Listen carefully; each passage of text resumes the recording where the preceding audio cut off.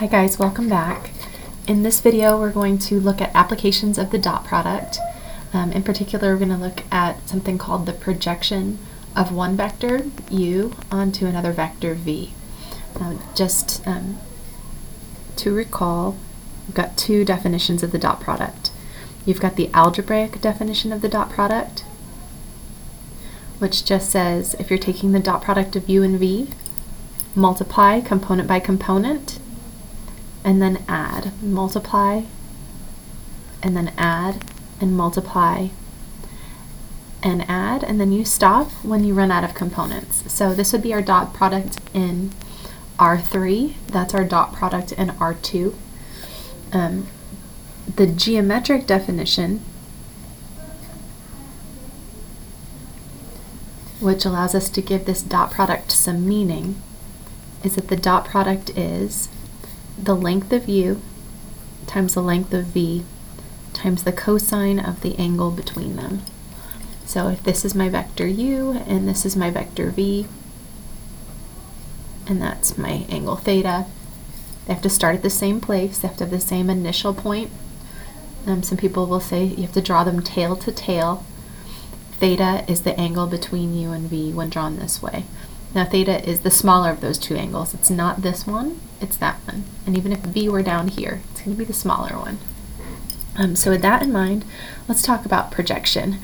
Now before we give formulas for projection, I just want you to see that you've done this before. Whenever we look at v in component form, so let's say this is our vector v, and it has components v1, or v1 times I hat as its x component, its vector component, and v1 times j hat, or v2 times j hat as its y component. We've taken this vector v, which points in this direction. It doesn't point in this direction or this direction at all. And we've said it's convenient to write this vector v with one part of it pointing in the x direction and another part of it pointing in the y direction. It's convenient in a lot of problems in physics. Often decomposing forces into their components allows us to find the resultant force pretty easily. But we said that v1 times I hat and v2 times j hat are the vector components of v, in the x direction and y direction, respectively. And if we want scalar components, we're just talking about the length of each of those. So v1 and v2, those are just numbers. Those are the scalar components of v.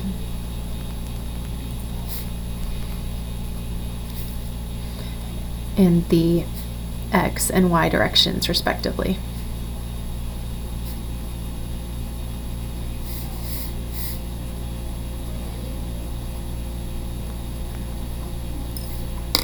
Now another name for this is the projection.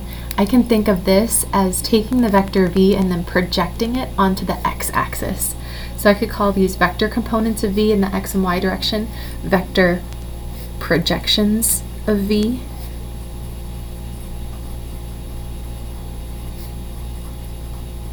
Onto the x and y axis. So that's the vector projection in the x direction, that's the vector projection in the y. It's almost as if you've got like a sun up here, and you're saying, okay, well, what's the shadow going down from the sun onto the x-axis if the sun is above v up here? Well, then we're going to see this. Or if the sun was over here, the shadow that v would cast on the y-axis, that's this vector. And we could move that vector over here so that we complete our triangle. So this is a vector projection, or you could think of the scalar projection, that's just the v1 and v2. So we've done projections before, we just didn't call it that. We called these projections components in the x and y direction. So projection is just another name for component. So we could call these scalar projections.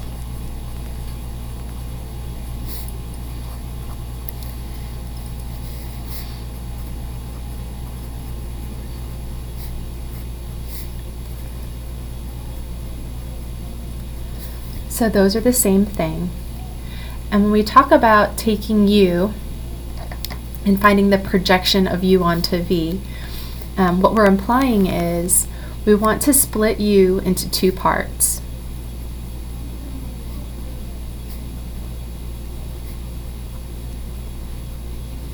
Just like we did here with V. I had one part of V in the x direction, and then another part of V in a perpendicular direction, which is the y direction. When I add those together, I get V back. Here, what I'm doing is I'm splitting U into two parts. One part of U is parallel to V. So we're going to call that the projection of U onto V.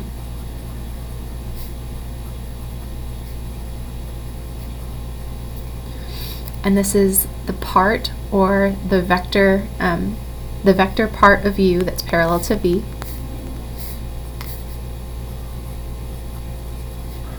And we could call it the vector component of U, parallel to V.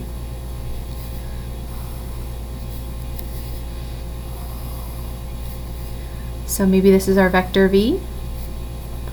It's kind of long. And here's our vector U. The projection of U onto V is the shadow that would be cast if I had a sun right here and splitting U into two parts. One part that's parallel to V and another part that's perpendicular to V. And use a straight edge to draw that in. Oops, here we go. Part that's perpendicular to V is right here.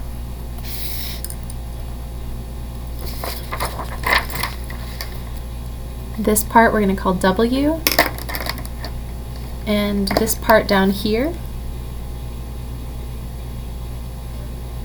the component of U that's parallel to V, that's the projection of U onto V. And again, if you want to think of it intuitively, you can think of it as like a shadow being cast. Here, if the sun is directly above V, the shadow that V casts on the x-axis looks like this. If the sun is over here on this side, the shadow that V casts on the y-axis looks like that. It's like our sun is on a line that's parallel to V, and it's just like right up here. I say, okay, what shadow does U cast on the line determined by V? That's the projection of U onto V. So that's that vector. And then the other part of U, we're calling that W. We're going to call that the vector component of U.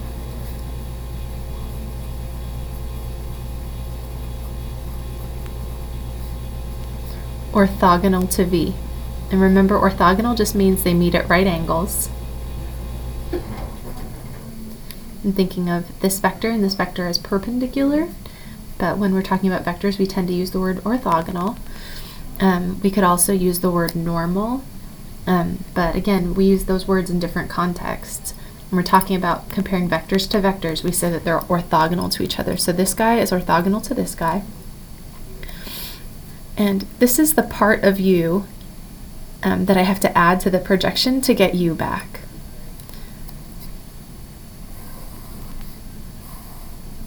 So I've got part of U in the V direction, part of U that's perpendicular to V, and then when I add them I get U. Just like over here, I've got part of V that is parallel to the x-axis, part of V that's perpendicular to that, and when I add these together, tip to tail, I get V back. The same is happening over here.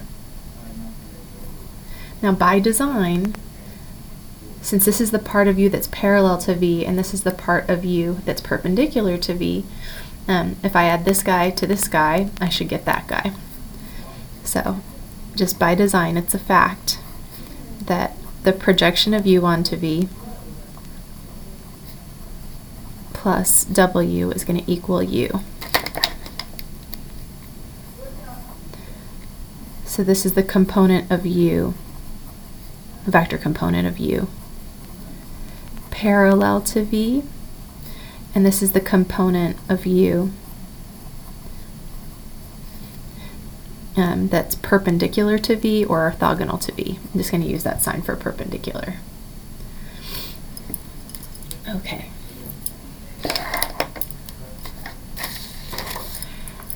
You might say, I'm really not sure when I would ever use this idea, but the truth is you have done it before. If you've ever taken Physics 1, you've probably seen this problem a million times. Just remember the box on a ramp from physics. You've got some box on a ramp, and maybe you know the angle of inclination of that ramp. Maybe it's like 35 degrees or something like that. And the weight of that box is pulling it straight down. And the weight is mass times gravity. But you say to yourself, yeah, that's really easy to describe in rectangular coordinates in this coordinate system. It's really easy to see that that's just negative mg in the y direction only, but that doesn't help me. I want to know what part of that force is pulling my box down the ramp and what part of that force is keeping the box on the ramp. This box on the ramp problem,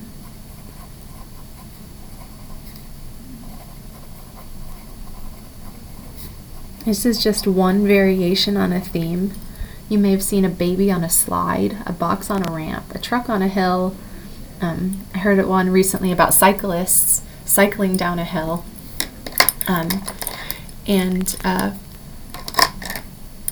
Basically, I've got this force that's pulling down, but I don't want to think of it as a force pulling down. I want to think of it as a force with two parts. One part that's parallel to the ramp, and another part that's perpendicular to the ramp. Question is, what are those two pieces? Well, if I know this angle, and most of the time in physics class they give us that angle, I can find this angle and I can also find that angle. So this angle, because that would make a right triangle, that's going to be 90 minus 35. So it's going to be 55. Or this angle over here, that has to be 35 as well. So you can split this into components. You can label them relative to the 55-degree angle or the 35-degree angle. Either one is fine. And it actually, you don't even have to be consistent. But basically, part of this weight is pulling us down the ramp, and it goes this way. That's the component parallel to the ramp, so it's the projection of this weight onto the ramp. And now there's another part of the weight that's perpendicular to the ramp.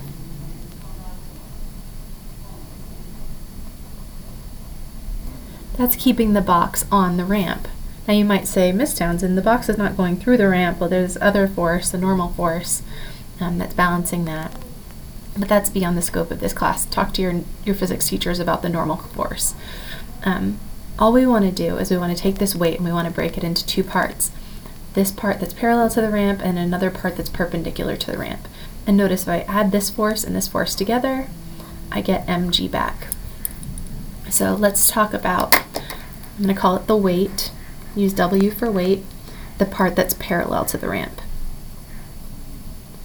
Well, since that's adjacent to the 55, I'm going to get the hypotenuse of that triangle, which is mg, mass times gravity,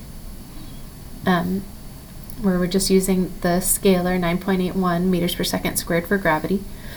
And then since this is next to the 55, the side is, but it's not the hypotenuse, that's the adjacent side, adjacent to 55. So we're going to have a cosine of 55 there.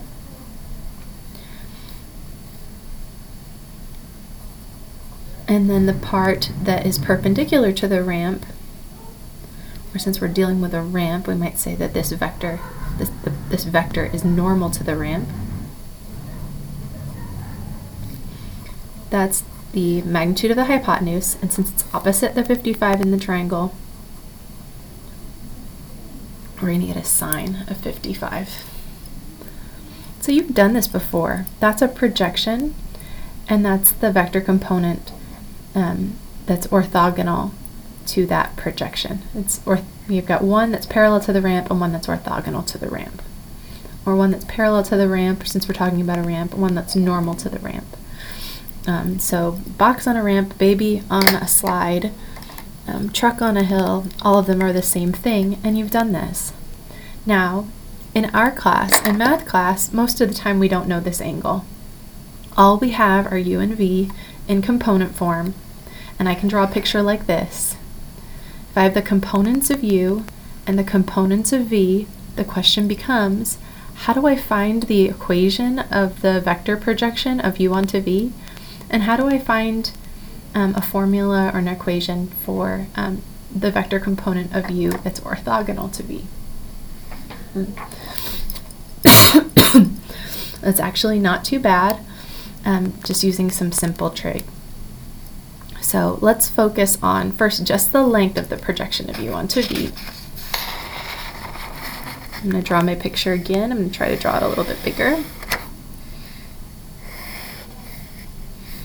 I'm just going to give myself a little bit more space.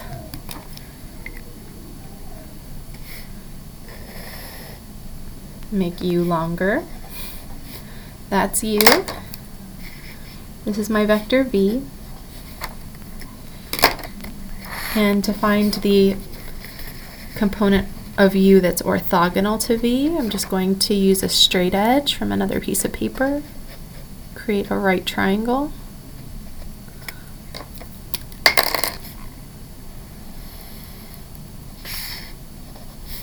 That's w. And then this down here, this is the part of u that's parallel to v. We call it the projection of u onto v. It's the vector component parallel to v, and we're right there. And notice that this is u and v with their tails meeting at the same place. If their tails meet at the same place, or we start at the same place, the angle between u and v is theta. So using this picture, it's pretty easy to see what the length of this projection would have to be. So the length of the projection, or the magnitude of the projection of u onto v, just using trig, well, that's on the adjacent side of my triangle. I've got the hypotenuse here. Cosine is adjacent over hypotenuse. So adjacent is hypotenuse times cosine of theta. Now, if theta happens to be acute, we're good, because cosine of theta is positive in that case. But if theta happens to be obtuse, so that u is actually over here, this might be a negative number. And the length of this projection vector, it can't be negative. The length is either 0 or it's positive. So we need to put some absolute value bars around this. Now notice, this is just exactly what we did over here. When I wanted the projection of this force mg onto the ramp, I just took the part of the force that was parallel to the ramp.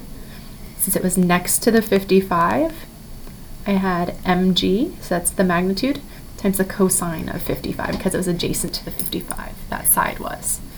That's what I have here.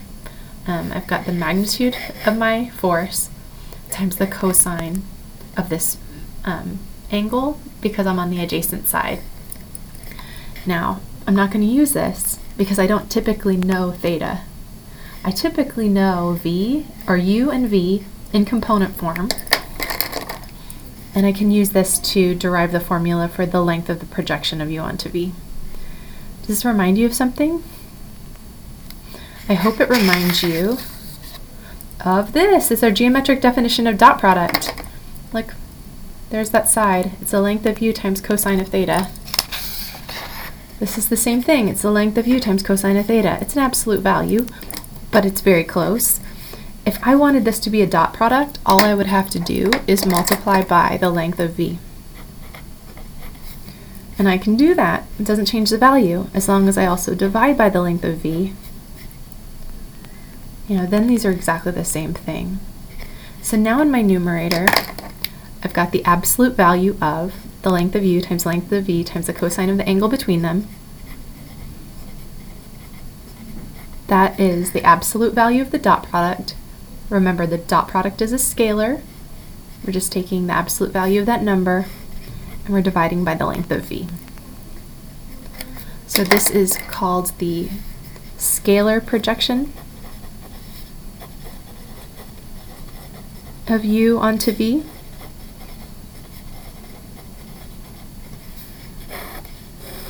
And that is just the component of u that's parallel to v, and it's just the length of that side. That's what the scalar projection is.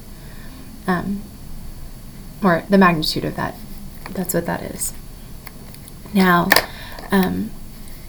if I want the vector projection of u onto v,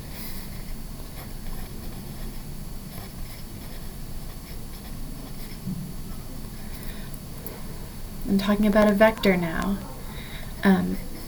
Well, I know that this vector has the same direction as this vector v, and I know the length is supposed to be this. And then there are only two options for the projection.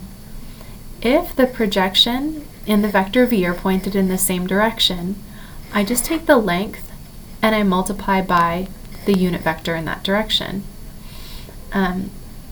If the projection and v are pointed in opposite directions, maybe because our u is over here, and I'll have to show you a picture of that where theta is obtuse, and so our projection is on this side. Then the projection and v are going to be in opposite directions rather than in the same direction. So here's what we're going to do. We're going to take this, but to account for the fact that sometimes the projection goes in the same direction as v, and sometimes it goes in the opposite direction as v, I'm going to drop the absolute value,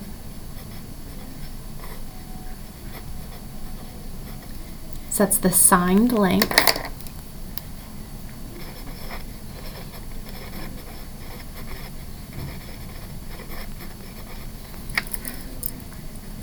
and then I'm going to multiply that by the unit vector in the direction of v. To find the unit vector in the direction of v, we just take v and we divide by its magnitude.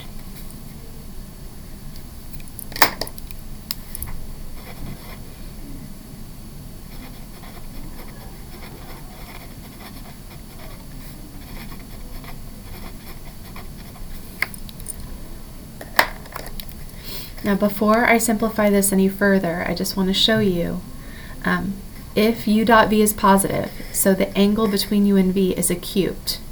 This is just a positive number divided by a positive number, so I've got a scalar here, and then I've got a vector divided by a scalar. So I can simplify this.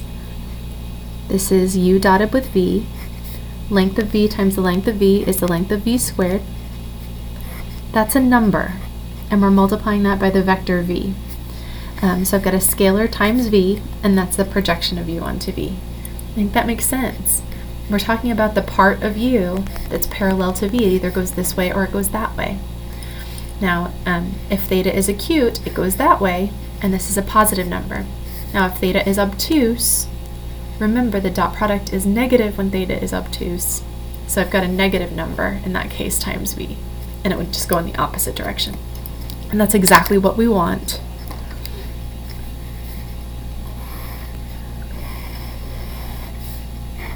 So this is the vector projection.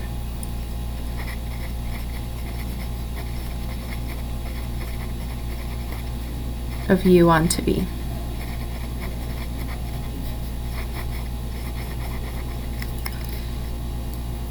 Okay, I just want to show you, this is with theta acute. Let me show you one more picture.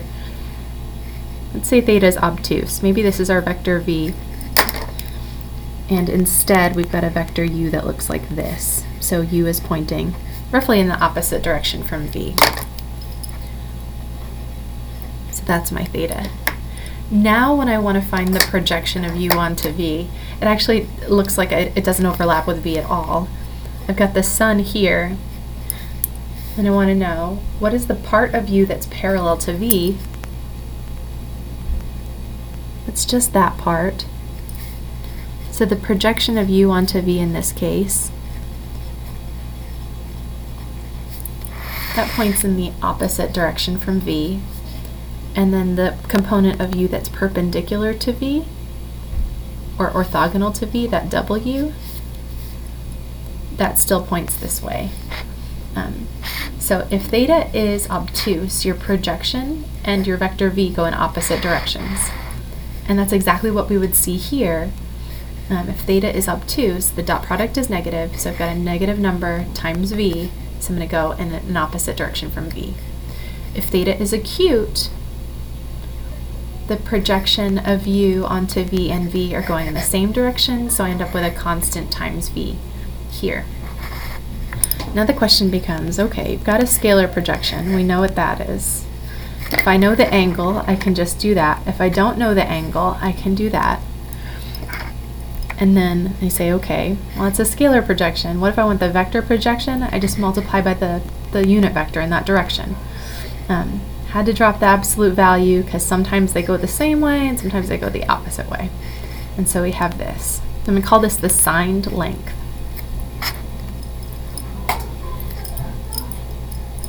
Okay.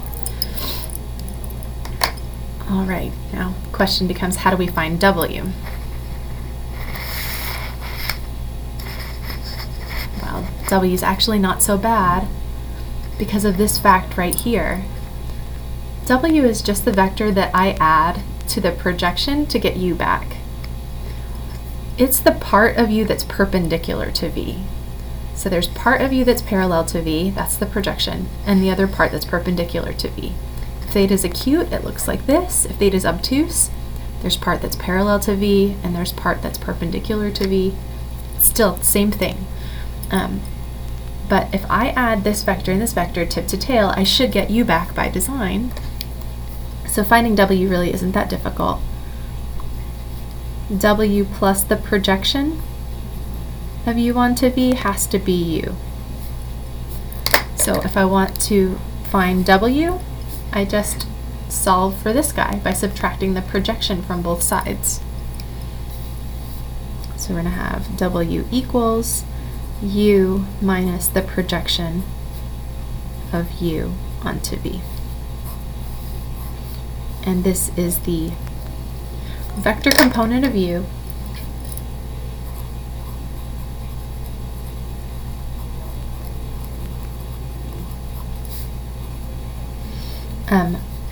perpendicular to v, or since we're talking about vectors, we're going to say orthogonal to v. I'm still going to use that little perpendicular notation from geometry class from high school. All right. So now we've got our formulas. If I'm having a quiz over this material, of course I would love for you to know where all of these formulas come from. But if not, just make sure you've got your formulas on your sheet. The length of the projection of u onto v is the magnitude of the dot product divided by the length of v.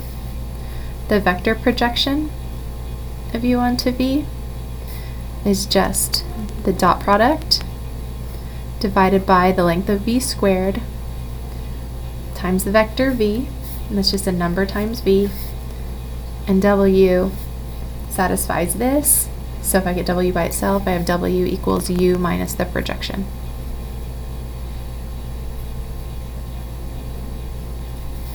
Okay, so these are what I'm going to use when I go through the next few examples. So actually, I think I'm going to stop here and make a separate video for examples. So stay tuned for that.